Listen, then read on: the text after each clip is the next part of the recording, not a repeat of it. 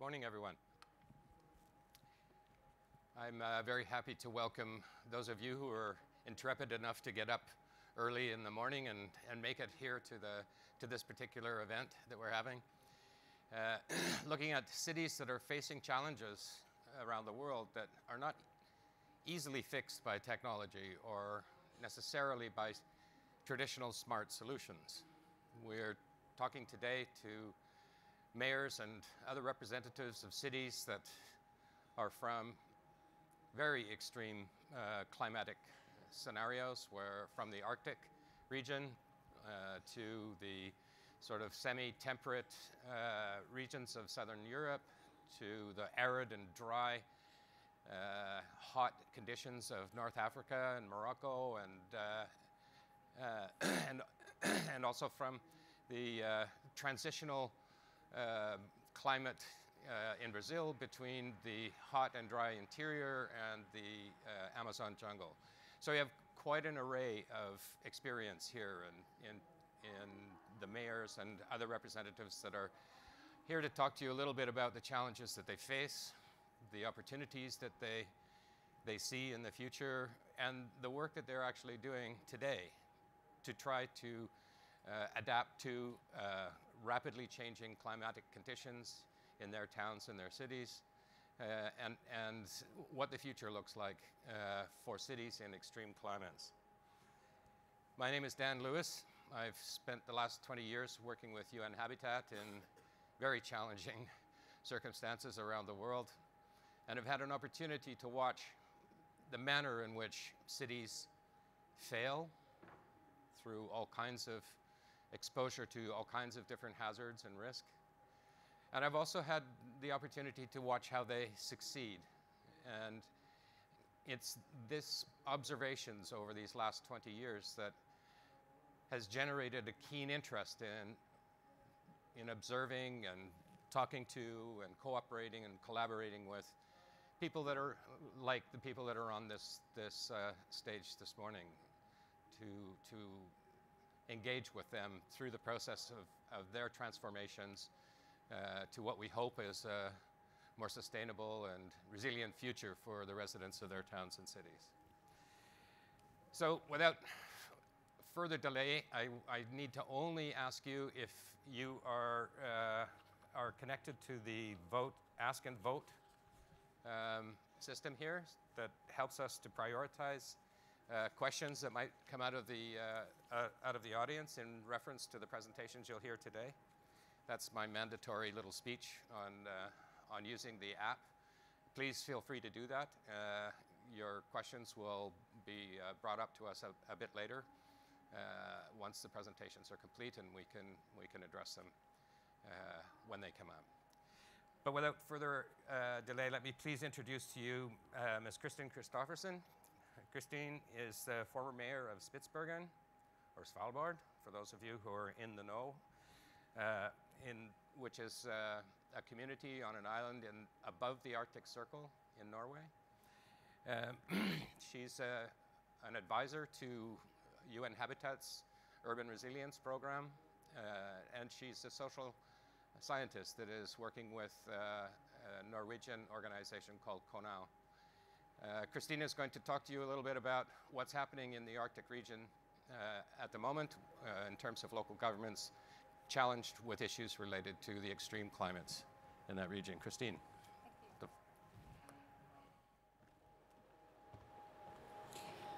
you. Good morning. Nice to see you. Let's see, I'll just find the clicker, shall I?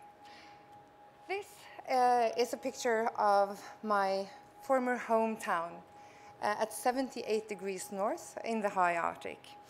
And as the mayor there, I've seen and experienced quite some of the things that we're talking about today on behalf of me and other mayors of the Arctic.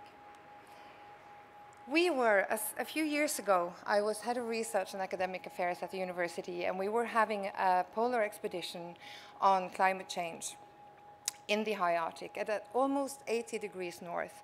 We had this amazing experience because all of the my Russian and Polish and myself and our colleagues were standing on this expedition ship, and we were looking around us, and all we could see was ocean. And on the maps, it stated land. And that was my first experience with how climate change is actually happening. But where are we talking about? This is the Arctic region. And can you see the little pointer there on the small island? That is my island. It's the size of Scotland, and it's on 78 degrees north. And there is a city called Longyearbyen where I was mayor. And now we work in a network with mayors all over the Arctic. And the Arctic is, as you see population-wise, it's not those big round areas that we're used to when it comes to population on such a vast area. And it's quite interesting because the Arctic is 0.06% of the world inhabitants at from 5 to 15% of the world's areas. So that tells us something about scattered societies over a vast and quite extreme area, to be honest. And why is the Arctic interesting? It's interesting, we all associate the Arctic with the polar bears and the pictures on how they are having challenges. But the Arctic is much more than that, and the Arctic, not the least, is people. And this is why the Arctic is relevant. Here you see how abnormalities within climate change are showing off in the world. And for a long time in the Arctic, we did a lot of research on climate change because we could see it first there, but then again, we lived it somewhere else. The South Pacific Oceans, the Fijis, where you see the challenges of rising sea levels. But we don't only see the consequences in the Arctic. Now we're starting living them there as well. This is an avalanche. This is how they look when the glacier is sliding down the mountainside. This is a picture from Svalbard. Because we have more humidity in the air and we have warmer water, this is a challenge with avalanches. And of course, in addition, black carbon comes on top of them from our industrial development and actually warms them from above as well. This is my city, Longyearbyen. In a cold and wonderful day, most days are cold. This is one of the results of climate change in my city. We are losing houses, we have lost inhabitants, sadly, and when I became mayor, we had 12 avalanches in 24 hours because of humidity in the cold period in the Arctic is becoming a real challenge.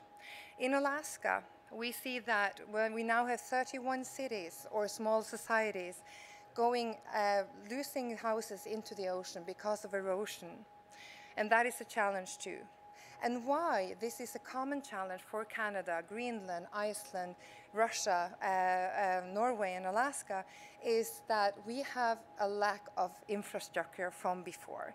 And a lot of the infrastructure that we have been built for other reasons than actually being sustainable. Some of them are being built by why we built up military actions during the Cold War and let's say that sustainability and smart housing wasn't part of that plan. So we need a lot of things to actually develop the Arctic. This is the sea ice. And as you can see, the changes are not that great between the extension of the sea ice. But what we know is that one of the other challenges we see is that it's thinner because it's one-year ice and not several-year ice. And this is one of the key reasons for the erosion. And this is the changes in numbers. Urban resilience is measurable capacity of an urban system to absorb and recover from plausible hazards. This is a true challenge for the more than 400 communities in the high Arctic. And of course, the high Arctic being a home also for large sums of indigenous people with gather and hunting as their main way of living, and the Sami people as well. I just took this picture, it's from Barrow, it's in Alaska, north of the Bering Strait. This is how they have to blow up earth to get rocks to even be able to build basic roads. And that tells us something about the cost as well. We don't only have challenges. Of course, the opening of and the changing of climate is creating development possibilities in the Arctic as well. So we see that we have a lot of positive change going on when it comes to rare earth minerals. We know that 30% of oil and gas resources are in the Arctic, if we want to use them or not. I'm not taking any stand on that. And technology development is opening for new possibilities. And of course, we have a lot of research and a lot of international and global cooperation on the climate research. Although we know that 80 to 90% of all Arctic research are climate research, which is one of the reasons why UN Habitat are getting engaged in the urban resilience program.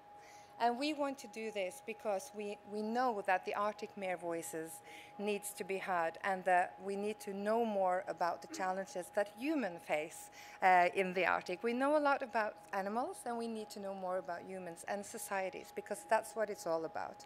Resilience is all about people. This is from Iceland. We had a session with Norwegian government and the mayor from Akureyri in Iceland, Nuuk in Greenland, and Bodø in Norway. And actually Nuuk, the mayor of Nuuk in Greenland has an area that is the same size as the whole of France. Not as many people though, but as the whole of France. Can you imagine, as a mayor? So it's quite interesting. And what we know is that mayors are planning the future. The mayors of the Arctic are leading their society and their people, both with the challenges that they have and also through the future that we're looking to. So we need to strengthen their voice, and we need to make sure that we hear their voice globally. And that's why we want to provide them with tools to both access the societies as they are today and what they can do for their own future, and how this is a global challenge, because it is. And I think this goal, partnership for the goals, it could be added that it's a global partnership for the goals. We know that the Center for American Progress estimate that the cost will be, I need to read this, about between 7 trillion and 90 trillion US dollars the next 80 years for the Arctic climate change. So this is something that will affect us all, not only the results of the climate changes, but also how to actually be able to fix them together. So that's why I'm so honored to be here with these amazing people and get to hear how this looks from a global perspective, because that's how we need to deal with our challenges. Thank you. And thank you very much, Christine. It's interesting that the rest of the conversation that we're going to have is about cities that are facing different challenges. But I want you to listen carefully to these presentations, because the relationship between what is happening in the Arctic right now and what is actually happening in Fez or in Lyon is not that subtle. In fact, I think it's very strong. And some of the challenges that are facing cities, irrespective of heat or cold, are similar. But to hear a little bit more about what's happening in the country of Morocco, in the city of Fez, I'd like to introduce you to Mr. Mohamed El Harti. He is the third deputy mayor for the city of Fez, and he has a narrative that's somewhat different, but I'm sure you will see some resonance between what Mohamed says and what Christine and the rest of the panelists will say as well. Mohamed, the floor is yours.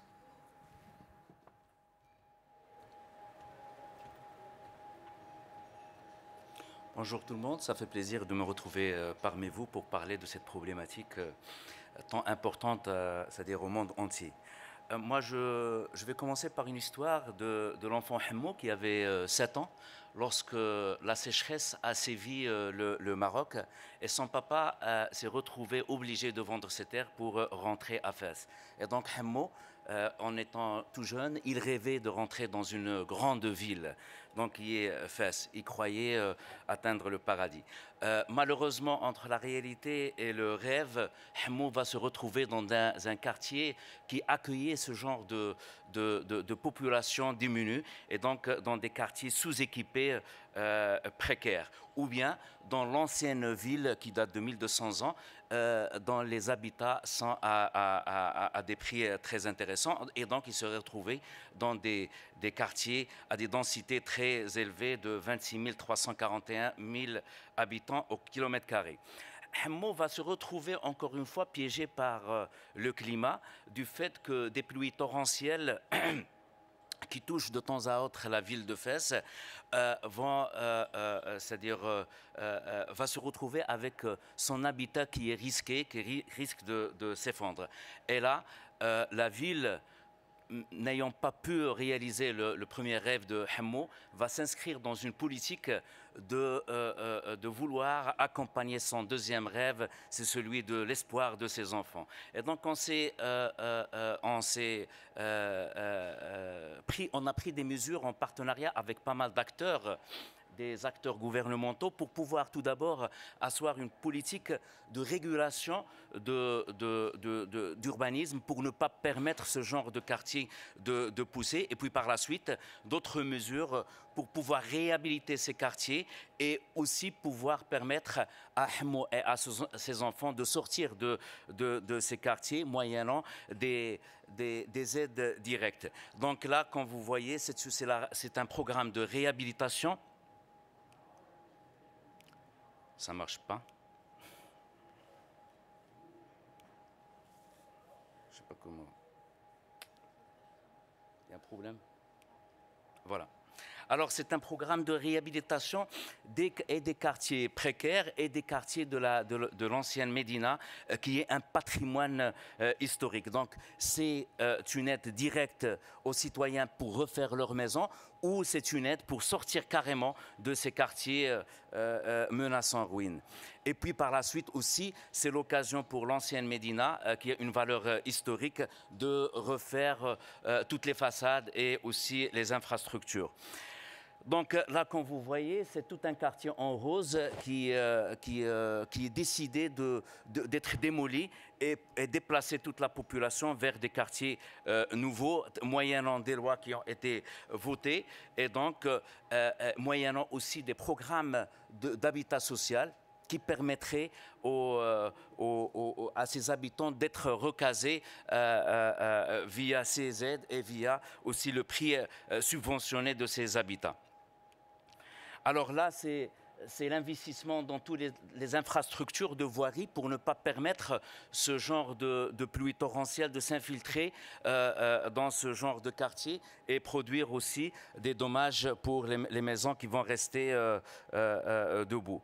Alors là, c'est le programme social qui sert de recasement de cette population.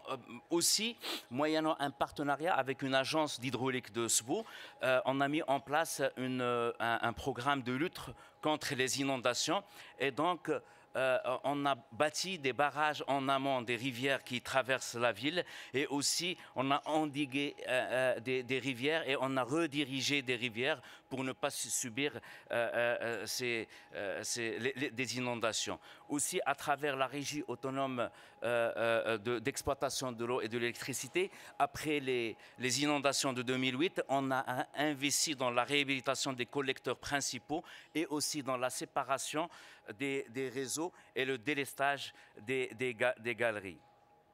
Et par la même occasion, on en a profité pour construire une steppe qui permettrait de réduire le dégagement des gaz à effet de serre. Et de là, on a réduit à peu près de 100 000 tonnes équivalent CO2. Et c'était l'occasion de produire 10 mégawatts qui représentent 50% des besoins de la ville. Le fils de Hammo va encore être victime, cette fois-ci des chaleurs et pas des pluies, et donc va se retrouver obligé de se rafraîchir dans les fontaines de la ville par manque d'équipement public. Alors c'est pour cela que la ville a mis une place à une politique de Smart City qui va toucher et l'administration, la mobilité, l'équipement et l'efficacité énergétique.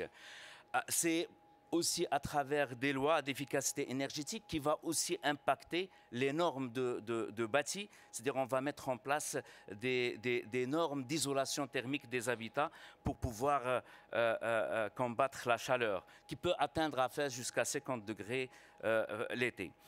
Alors aussi localement, on a lancé des programmes, c'est-à-dire on est sur une SDL, une société de développement local, qui va revoir la manière de gérer l'éclairage public. On est sur un partenariat avec le privé pour changer tous les lampes de la ville avec la technologie LED, avec un objectif de réduire l'économie, la consommation d'énergie de 50%. Nous avons aussi construit une station sur une décharge contrôlée qui, l'année prochaine, va pouvoir couvrir toute l'énergie de l'éclairage public. Aussi, on utilise aussi de l'éclairage solaire sur les parcs et les jardins publics. En parallèle, on essaie d'embellir la ville, on essaie de la rendre verte. Donc on est sur pas mal de projets pour créer de l'espace vert et aussi de l'espace pour le mouvement des citoyens. Ça, c'est un parc botanique.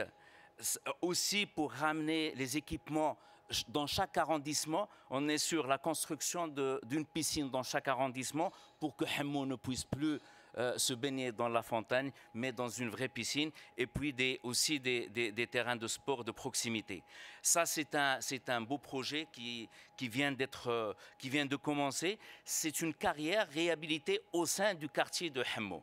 Donc c'est une grande carrière de 9 hectares qu'on est en train maintenant de réaménager pour donner un espace, un cadre de vie pour les fils de Hemmo. Alors ça, c'est aussi la préservation. C'est la préservation de 2 forêts, très grandes forêts, et la réhabilitation de ces forêts pour... Alors, la mobilité aussi, on a lancé un PDE, un plan de déplacement urbain, donc pour réduire le déplacement de la population en plein canicule.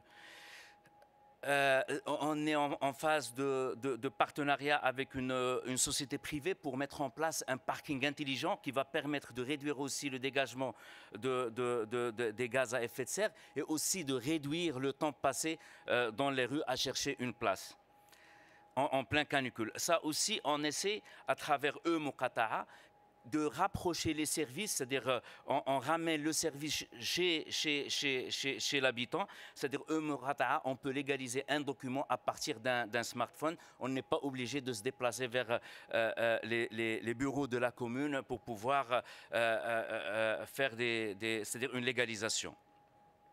On a un plan Orsec aussi pour en cas de sinistre. Ça, c'est l'objectif final, c'est de tracer le sourire sur le visage du fils de Hemmo. Mais est-ce qu'on a terminé? Je ne crois pas. Parce que si maintenant Fès et le Maroc s'inscrivent dans cette politique de réduire l'impact de l'homme sur le climat, est-ce que tout le monde, il en fait pareil? Et c'est pour cela, qu'est-ce que pourrait faire Fès si dès maintenant on ne décide pas tous ensemble d'impacter positivement le climat? Je crois que Fès ne serait pas capable d'affronter tout seul cette problématique et on pourrait envisager de passer entre 400 000 précaires à 600 000 précaires en l'an 2030. Aussi, maintenant, Fès, elle accueille beaucoup d'Africains et si ça continue comme ça, je crois qu'on aura à accueillir davantage d'Africains qui rêvent d'aller en Europe, mais qui se trouvent piégés et bloqués, c'est-à-dire dans plusieurs villes au Maroc, notamment la ville de Fès, et qui contribueraient au camp de réfugiés climatiques qui se construit autour de la ville de Fès. On pourrait passer de 1,2 million à 3 millions avec toutes les difficultés de gestion. Et on pourrait toujours continuer à avoir ce genre d'image si réellement il n'y aura pas une coopération nord-sud pour pouvoir ramener le développement dans ces pays. Alors, Fès 2040, surpassant les ouragans, se projetant dans un futur de modernité fondé sur ses valeurs civilisationnelles sûres. Merci.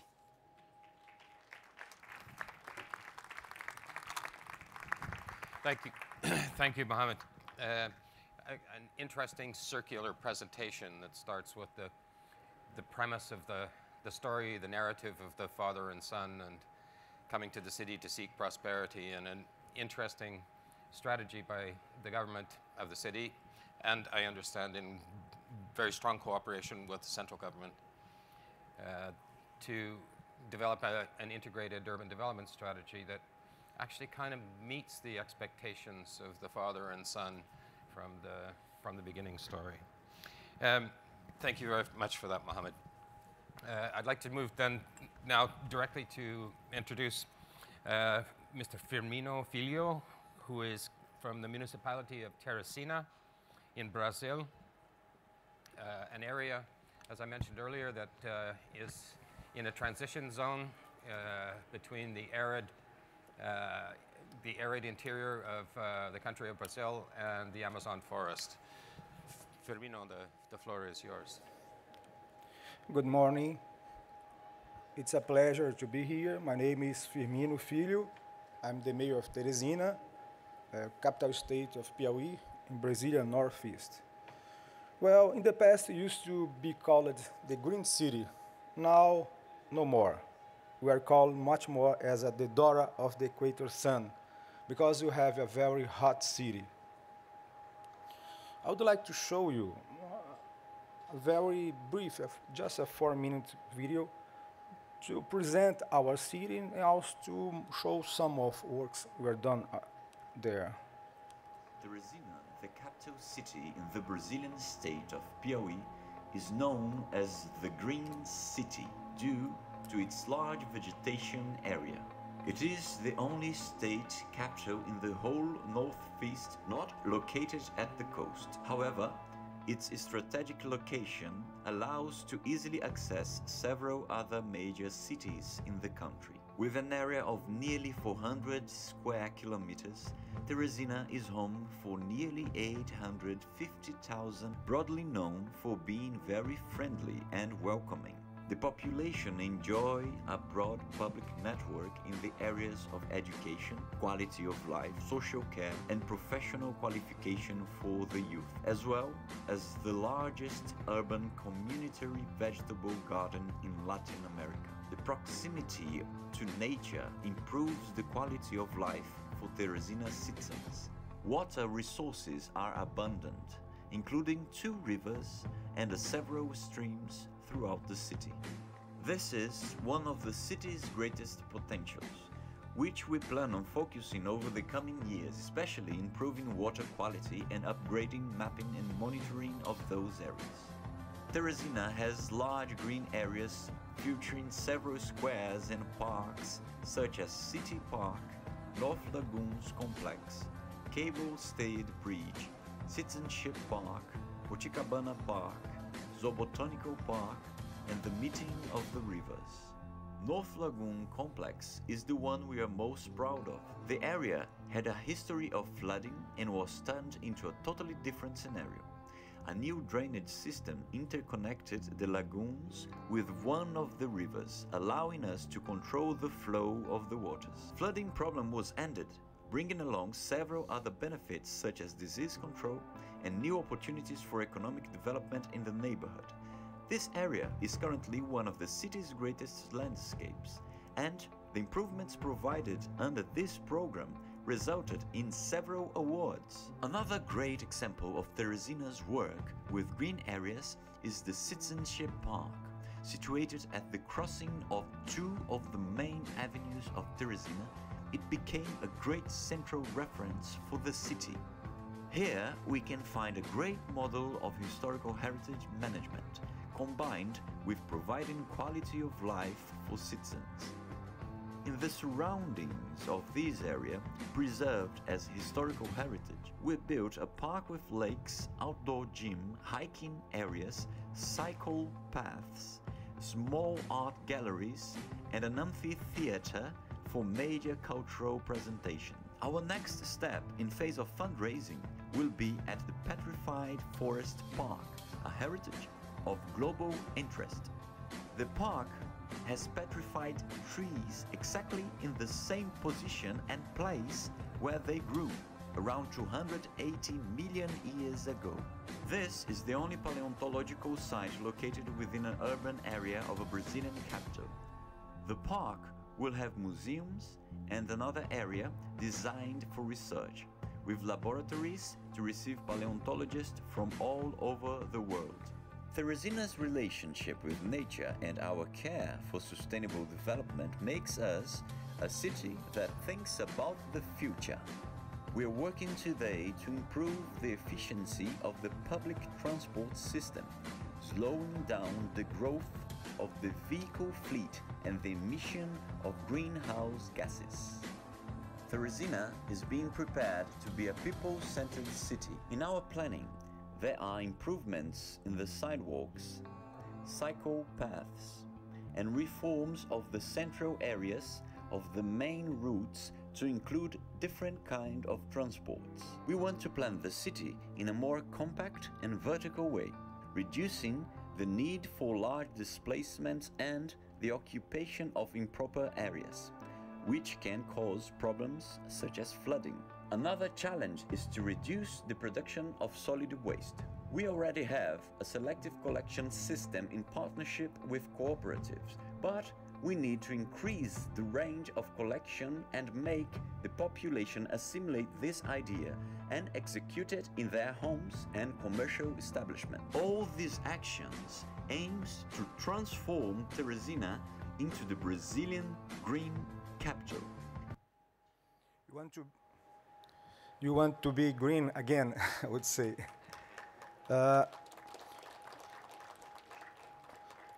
Now we can make the following question: how to make our city resilient to the climate changing? I think we need to face two main issues.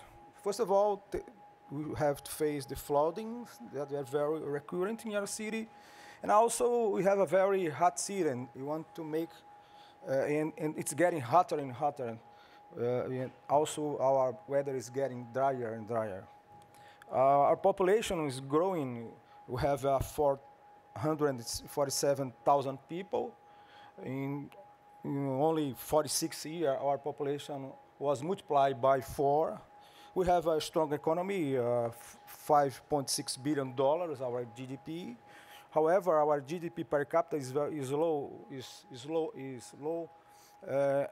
before the Brazilian average. So our human development index is 0.751, and we're trying to make our quality of life better in Brazil, in our city. Together with the population growth, we will have special growth with this urban sprawl. And our temperature has increased a lot in the last century, and also our humidity has been reduced. That's our major problem to make our city more resilient. Our average temperature is around 27 degrees Celsius, and our maximum temperature is around 41. You are hot and getting very hotter. How to face the flooding problem? First of all, we made a program supported by and financed by the World Bank. The program is named North Lagoon. It's a complex of works. I think it was shown in the video. We have works on drainage, sewage, reassentment of housing, environment protection, and the building of green areas. This program has created better life for around 92,000 people, and it cost around $216 million. Million reais, sorry, it's a bit.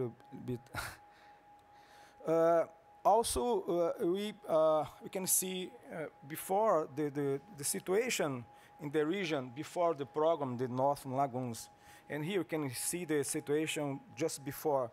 This program was awarded as best practice in 2015 by Brazilian authorities. And now it's submitted by the federal government to Dubai International Award for best practice in UN Habitat. You are only in the first phase. There are a lot of stuff to be done. That's this second phase. We also have done a drainage master plan with the resource from the World Bank. It's very important, and now we're trying to implement it in our city. At last, you have to face the heating island problem. changing our whole transit in Teresina. We are building a BRT, a bus rapid transit in our city, in order to make a more compact city, inspired by the transit-oriented development approach.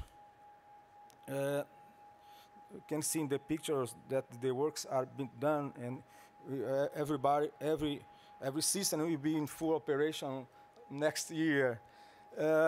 Also, in order to reduce this heat island effect, we are expanding the green areas in our city. And you can see this, our major park is called Citizenship Park, Parque da Cidadania. You are creating all new areas in the whole city. You are trying to make a new downtown, and you are doing now a forestation plan. What are our future? What is our future? What are our challenges? First of all, we need to deal with the fire during the dry periods. You need to reduce greenhouse effects. You need to implement the drainage master plan. It's not an easy thing to do. And more important, you need to elaborate a more comprehensive urban resilience master plan. That's why I need the UN habitat support. In other words, you have a hot and dry city subject to floodings, and we need to face this hazard to make Teresina more resilient. In fact, Teresina problems looks like FACE problem, but I think we are one step behind the municipality of FACE. So thanks for your attention. Thank you very much, Mr. Mayor. So an interesting dynamic where the climate is changing rapidly, and with it bringing new hazards and new risks to the city, in spite of a very comprehensive investment in the urban environment and addressing challenges around greening the space and preparing for challenges of urbanization and growth. To close out our sessions, our presentations today, I'd like to introduce you to Ms. Luce Ponsar, coming from the municipality of Lyon. She is the climate change project manager for the city, and she's going to tell us a little bit about how a changing climate is affecting the city of Lyon and its residents. Luce, Hello. So thank you for inviting me to this round table. So the city where I come from, Lyon, you see where it is in France, and like all the cities of the world, it's facing a big challenge of climate change, and we think our climate will be by 2050 the one of center of Spain, and by 2100 north of Africa. Well, I put Algiers, but maybe Fez would be more representative because it's inside the land and we are not next to the sea. We are continental climate. So, okay, that's what's facing us, and already we feel the effect. We are about the city of Montpellier. It's about, like, our average temperature today is the one of the city of Montpellier, which is 300 kilometers south, at the beginning of the century. It means our average annual temperature has increased by 2.2 degrees since in 60 years. So what can we do about that? Moreover, we have, it's not only the global tendency that changes, it's more extreme events. And like, for example, the hot days that you can see on the left graph, we've had some hot days in the last 60 years, but what we call heat wave days, it's very recent and it's going repeatedly. So this is a new, and this is one of the most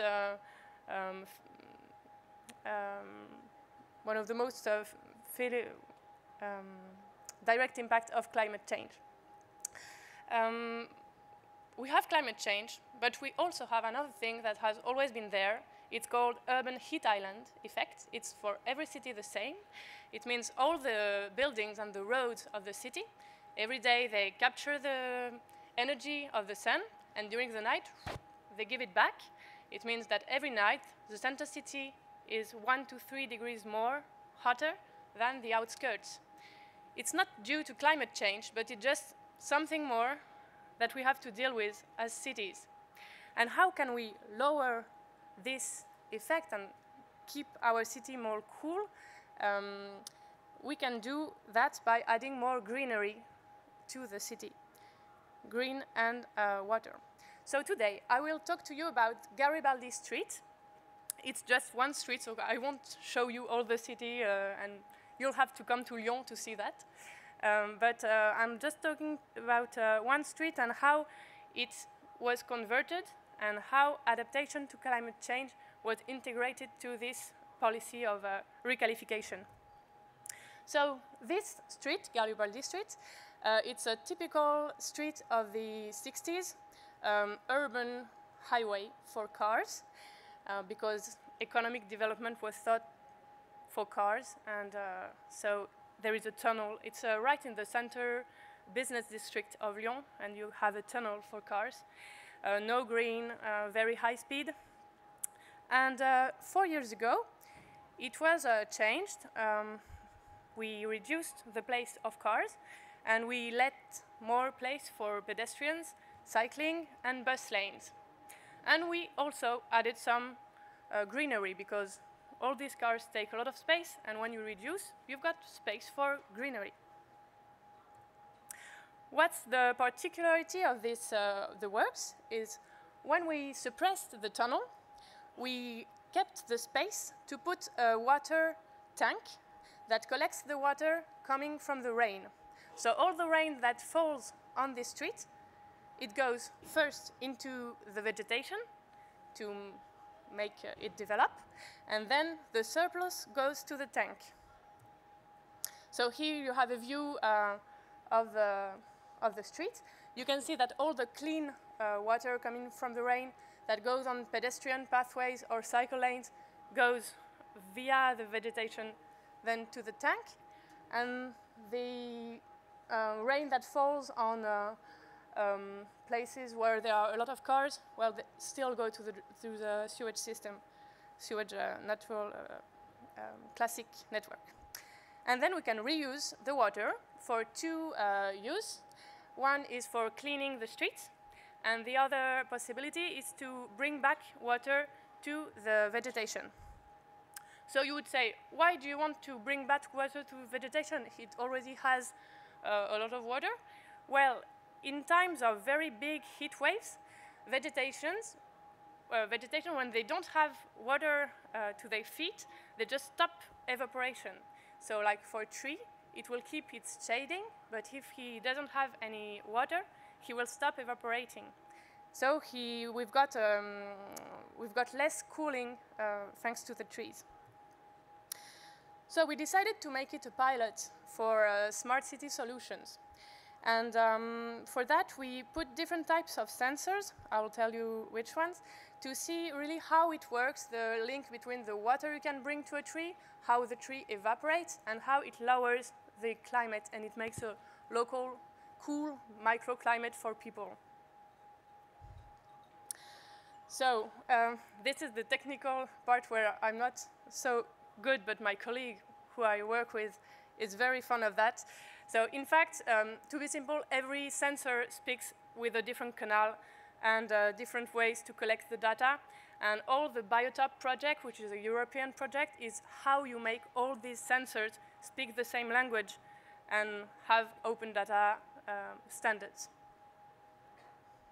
So what kind of sensors did we put? So we put soil humidity sensors, called also tensiometers. They go in the roots of the different trees, and they see if there is humidity in it. We also have tree activity sensors. They are on the branches, and they see if the tree evapotranspirates, because when the tree evapotranspirates, the diameter augmentates during the night, because the tree takes the water, and during the day, it goes more small because the tree evaporates. And this helps cooling down the local climate. And so to end up with, we have the air temperature sensors that monitor the local climate. Here is an overview of the air temperature dashboard that we developed for the Biotop project. So you can see the different sensors. North from south, you've got the Garibaldi Street, and then you've got sensors that are here to be referenced. They're outside the street. So, as a conclusion, and this will be my final word, the Biotop project still has one way to run. So we've got a lot of things to optimize the network of discussion between the sensors, the test, the hydraulic test that we are doing to water the trees at the right moment. So we still have a lot to do, but all this is interesting because it kind of mingled data specialists and field specialists, specialists of tree, of water, of irrigation. So it was a good project for that. And it all stands out into our adapting to climate change strategy, which is more global. And yeah, that's my conclusion. We have to, in fact, adapting to climate change is like a marathon. We've got to keep our efforts for a long time. And I think technology like IoT, it's not just something funny. It's also some way to show how efficient simple things like trees and water that we have known for centuries, well, they are actually efficient.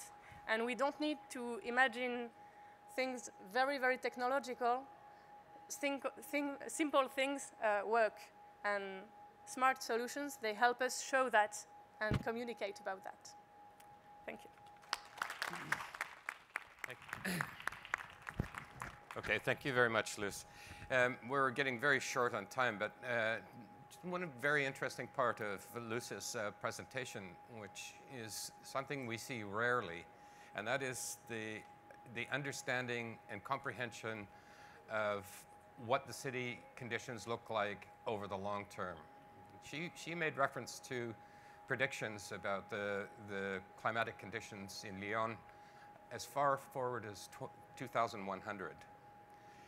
And ultimately, this is a lesson to take away, I think, for city leaders from other parts of the world, that you can no longer really afford to stick to 4- and 5-year planning cycles in city development strategies anymore. We need to be thinking in 50, 75, 100-year planning horizons in order to be able to develop resilience over that long period of time rather than patch it together with bits and pieces of risk reduction methodologies that are typically used. Our panelists today, we're talking about extreme climates. Extreme from minus 45 in the Arctic to plus 45 and more in the other cities that were here. And we're seeing different kinds of adaptation strategies in many of them, but in all three of the hot climate ones, the principle of greening the city, the principle of focusing on the well-being of their residents, the principle of addressing heat island effects in the cities are very similar. They're almost the opposite in the Arctic, and although the temperature is increasing in the Arctic as well, and the challenges that will face Arctic cities and Arctic settlements are vast. And also demand this long-term thinking. Okay, we have a few minutes, just a few minutes for a couple of questions from anybody in the audience. And we have an iPad with some ideas. Okay, from Gregorio is asking, oops. Sorry. Oh, this just died.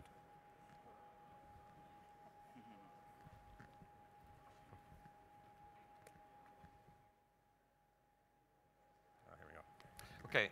how much are cities willing to invest in risk analysis for shock situations caused by changing climate? For example, avalanches that Christine talked about, flooding, and other panelists for strategic urban planning. So how much are cities willing to invest in risk analysis for shock situations in terms of strategic urban planning? Would anybody like to take a look at that or to respond to that? Huh? It was for Christina, no? This is one. No, it's for the panel. It's not specific to.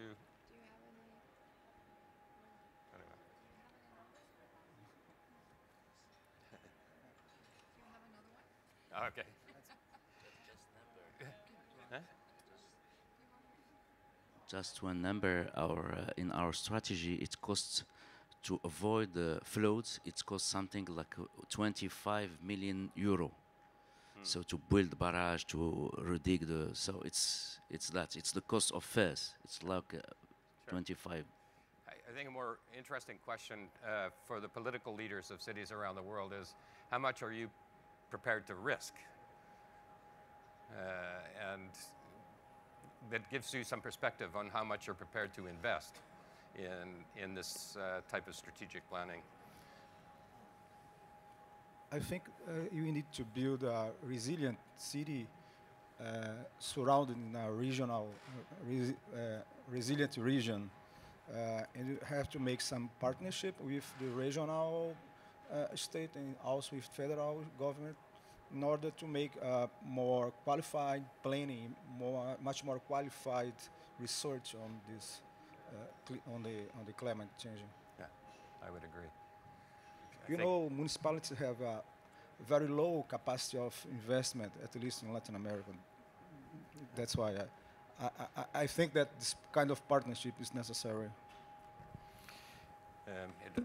I agree. No cities develop in isolation of the non-urban space that they are dependent on. So the spatial understanding of dependency right up to the national and international scale, I think, is very important. And one of the principles behind the engagement with the Arctic cities is really to globalize their engagement with the rest of local leaders, not necessarily just politicians, but local leaders in cities in other parts of the world. One more question. Let me see if I can find one relatively quick. To Luce for Lyon. What was the time frame and cost of installing the sensor system that you are using in Lyon? Oh.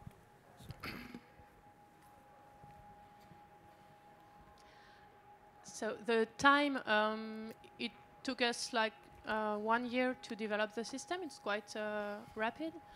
And the cost, I think each sensor is about 200 euros.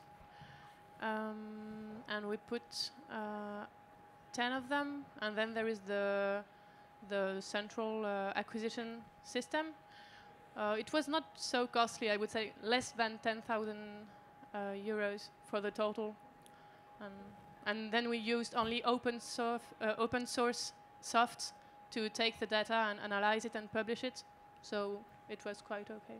But the works for the tank, that costs a lot, more than the sensors. Okay, thanks very much, Luce. I'm afraid we've run out of time. But it was very interesting, I think, from my point of view, to listen to these presentations and to understand that the challenges that are facing the cities at a regional scale, but also in the locations of Lyon, Fez, and Teresina, have been quite interesting, and the response from the cities is also something to take note of.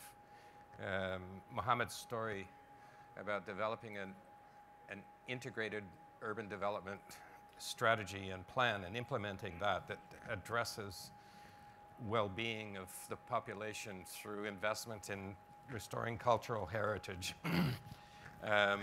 connecting the social and economic risk measures with improvements in infrastructure, upgrading, focusing on the health, comfort, and well-being of the populations, and investing in the urban environment, something similar in Teresina and Lyon as well. I find that it's quite interesting as well to hear from Firmino this concept of understanding how cities depend on non-urban environments, not just at a political scale, but also at a spatial scale. And this is very important also in terms of the Arctic. And it's not simply cities above the Arctic Circle, it's cities in the Arctic region. The investment that will come in the Arctic in the coming years will have a trickle-down effect, literally a trickle-down effect, as inland development corridors are developed, cities are urbanizing in that region and elsewhere, and that type of thing.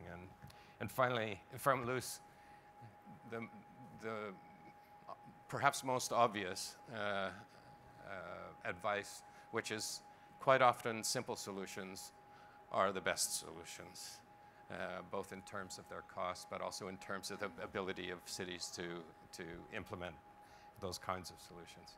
I would like you to join me in thanking our panelists. It was, for me, an interesting morning. I hope it was for you as well. And we'll conclude here.